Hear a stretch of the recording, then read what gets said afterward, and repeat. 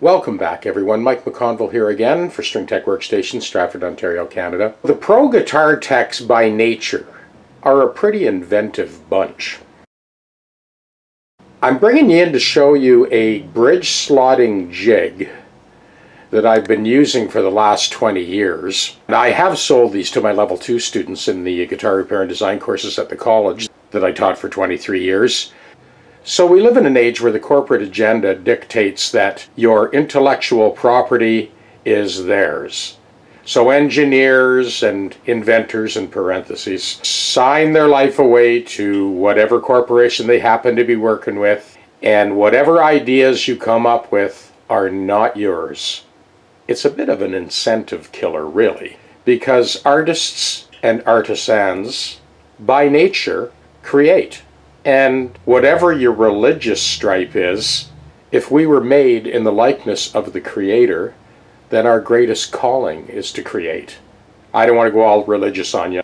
My own beliefs tend to lean more towards the indigenous view of the Great Spirit or Great Creator. So this is a jig I've used for hundreds and hundreds of guitars, slotting bridges and getting the intonation 100% on the money.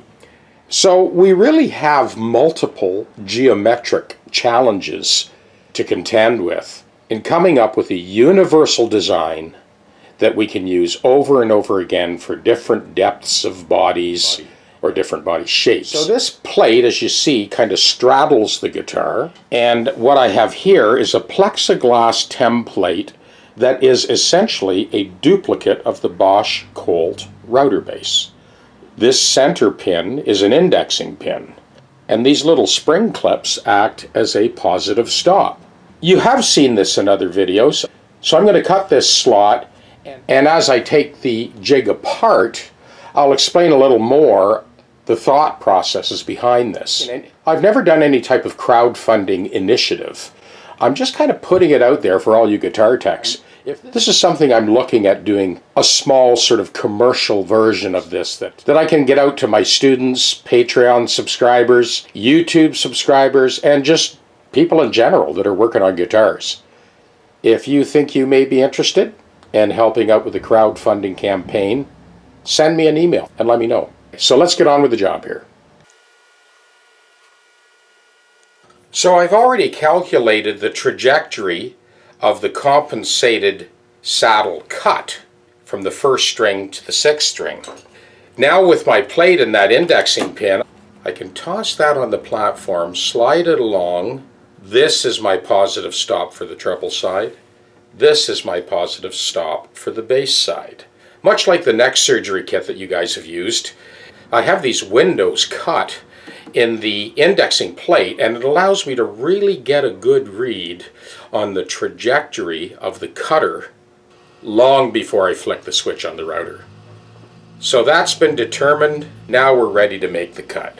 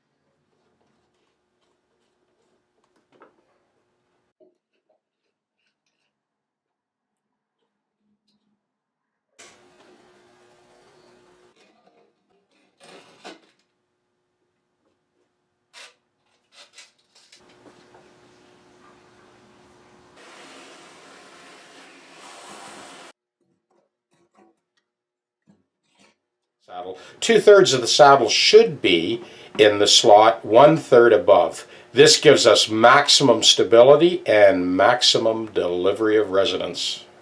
Alright, we'll take a length measurement on that, erring on the side of caution, of course.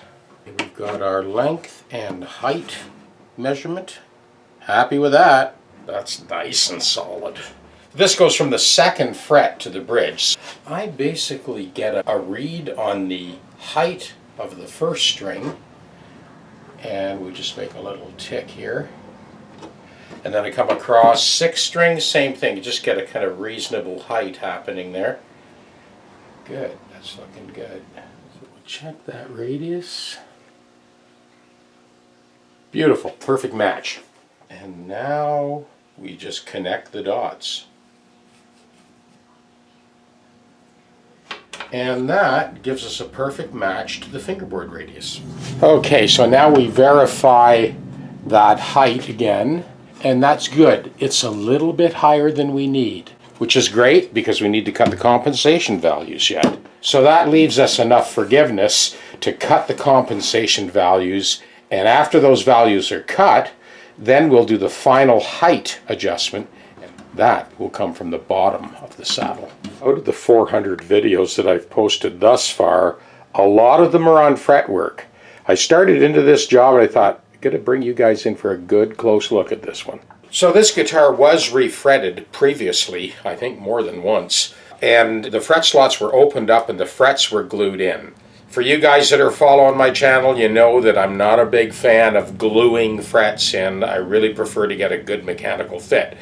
But because the slots were opened and these frets were glued in previously, well, I just kind of went with the flow. So I'm scraping off the little bit of epoxy, because that's what the guy used previously, epoxy, on either side of the fret. And then we're on to leveling. So these top frets of the fingerboard extension are all new frets that are a little bit higher than these previous frets. So I'll dress these frets down first, and then we'll go full length level crown and polish. So to scrape this epoxy off, I rake. I have that chisel on a sort of 75, 80 degree angle, and then just push it along tight at the bottom of the crown and scrape off the epoxy that's kind of oozing out from under those frets. You don't want to mar the wood. This came out pretty clean. I've already done those top frets.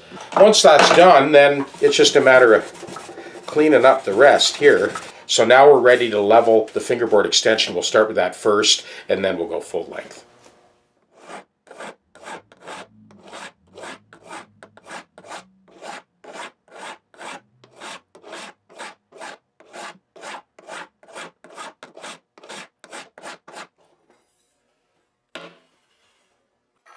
So it's rocking right at the neck joint.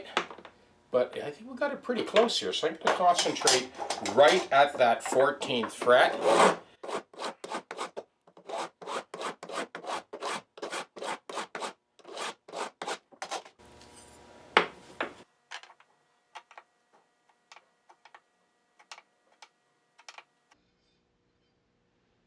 Perfect. Now we're going to back up and go full length here. Luckily, the previous frets that were put in are pretty generous, so when the job's done, we'll have lots of fret crown to work with. This is the one we had to take down the most, right at the neck junction. 46. Yeah, no, there's lots of fret on there. Now we're in for a little recrowning action here.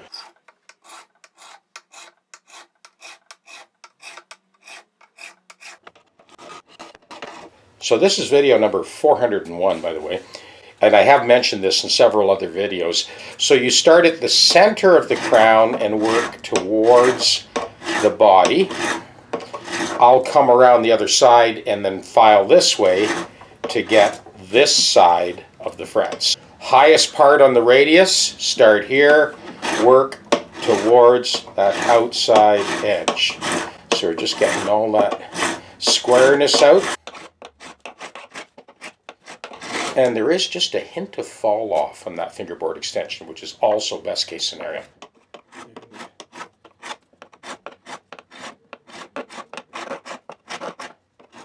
Okay, we are going to do a little bit of an edge dress here.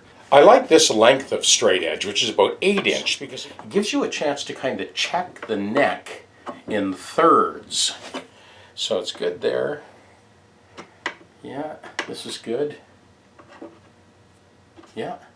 No, that looks, yeah, no issue there. Buff, crown, and polish, and then we're going to edge dress.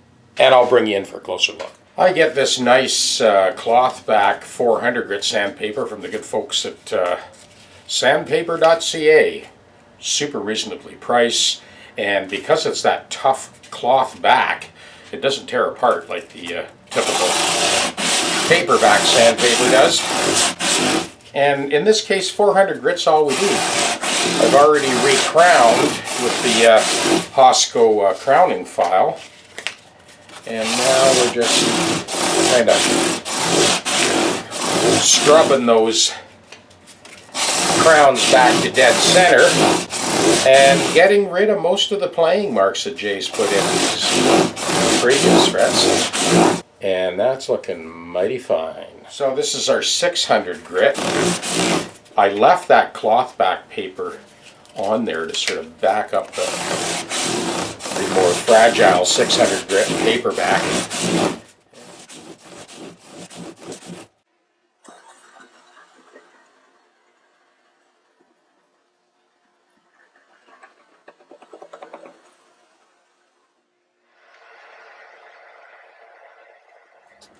I did use that low-tack masking tape on this part of the side because you could see this lacquer is just coming off in hunks.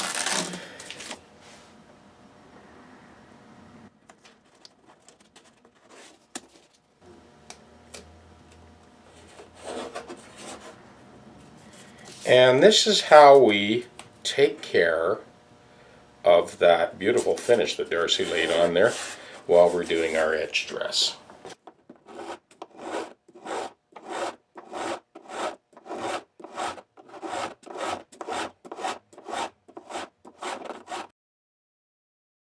Again, that tongue depressor is underneath that tape. Okay, liking that. What I have here is a Lee Valley auger file. A file designed for sharpening auger bits. Never sharpened an auger bit in my life, but I've been filing these sharp fret ends for the last 30 years with this file.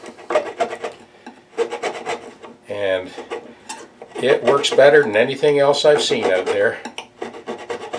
No teeth on this face, no teeth on this face, just teeth on the edge. After you file the cross section of the ends of the frets, you end up with that kind of sharp tip on the bottom.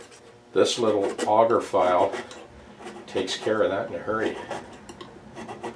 Jay's been fantastic, great customer. I've done all kinds of work for him, and when he fell and sat on this guitar, I know Jay was pretty heartbroken when it happened. I will definitely bring the original top out and kind of show you, but with this new top and a proper bridge instead of the reverse bridge, as far as sound and playability, he'll be able to compete with anybody now. So now we're going to actually pull these tongue depressors off. We'll put this back into place.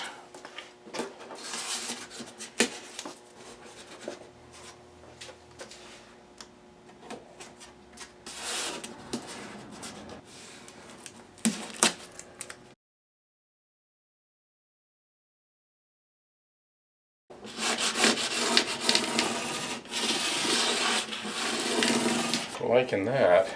So what you're looking at here is the remains of the soundboard for this 62 Southern Jumbo. Let's come in a little closer. A couple of things I want to explain. And this is the guitar with a brand new top. So is it still a 62 Southern Jumbo? Well, yes and no. This top is definitely way more responsive than that original top ever was. Darcy did that cherry burst on there, which is what the customer asked for. It was originally a tobacco sunburst, and we'll bring you in and show you that in a second. So, this original soundboard, let's have a little discussion about this. So as you know, the soundboard is one of the single most important elements of the sound. The plywood plates that they used in the 60s on these Gibson guitars, I mean, any chance of resonating died right here. So they had those brake fittings that they screwed into the top, and then they bolted the bridge on. But the other thing that bugs me about this is when I remove the canvas across the intersection of the X-brace, I realized that this is 3 pieces of wood. 1, 2, and 3. So they didn't even lap the X brace. The other thing that bothers me about this is that when you look at all the different braces, they're all exactly the same width. A lot of them are not even quarter sawn, they're like riff sawn. So they basically set up a table saw, ripped off a barrel full of braces, and then just slapped these things together. And of course the other thing that I did not do was put the reverse bridge on. Sorry, not going there. I mean, even Gibson know enough now that they're the latest J45s, they don't do this. I don't know if this was a patent issue trying to get around the Martin design. Who knows? Anyway, so there's what's left of the original top. Let's look at the new top and discuss that.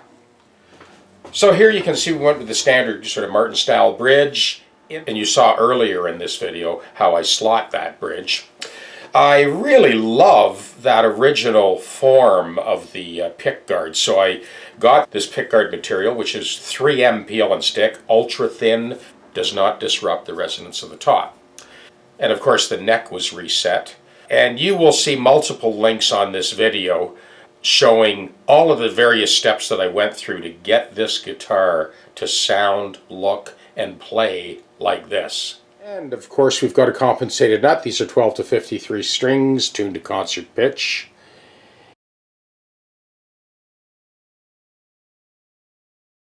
So let's go into the studio and we'll sit down and let you hear this thing. It plays silky smooth, perfectly in tune. Check it out. Well, the 62 Southern Jumbo, if you want to call it that. I remember when Jay showed up at my door with that thing after having fallen and sat on the top. You'll see a whole series of video links on this video that shows you what I did to get this guitar to sound and play like this.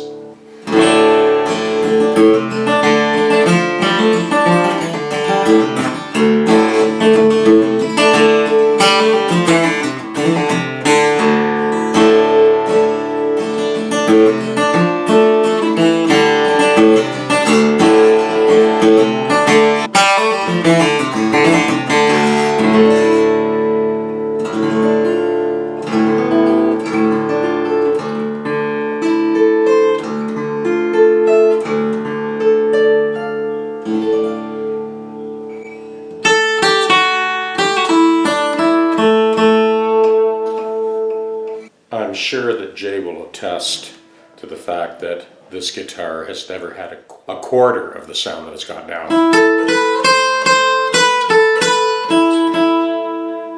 Or the sustain.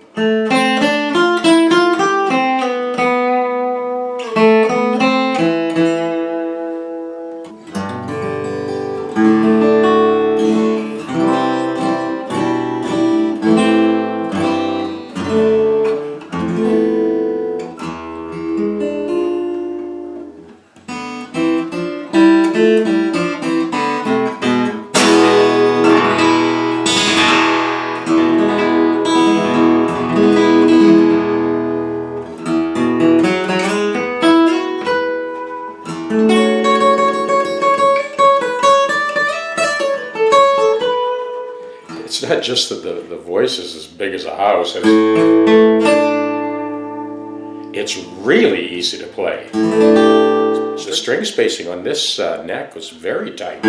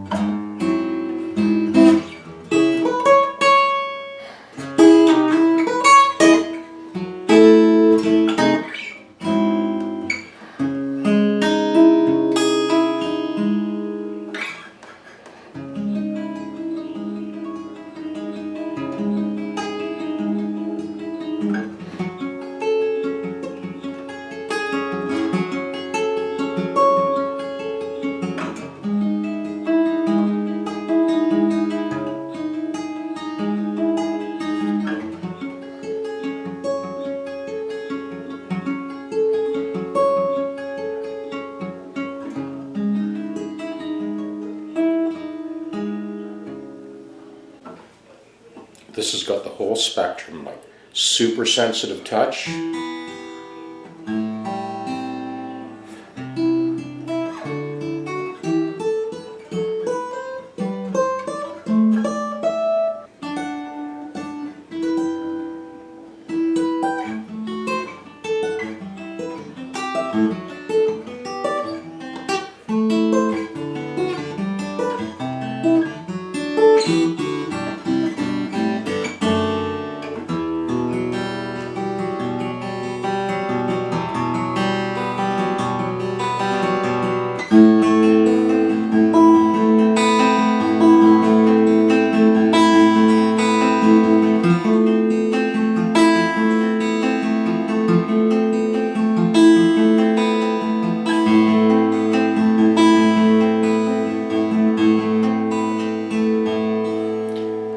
This guitar is a whole package for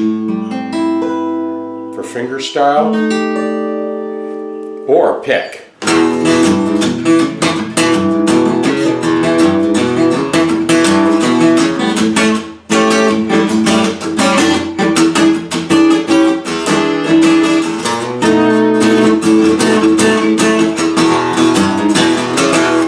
I know he's anxious to get it back. It's not fair to hang on to it. I'll send this video out to him today, and I'm sure coronavirus or not, he'll be showing up to pick up this baby.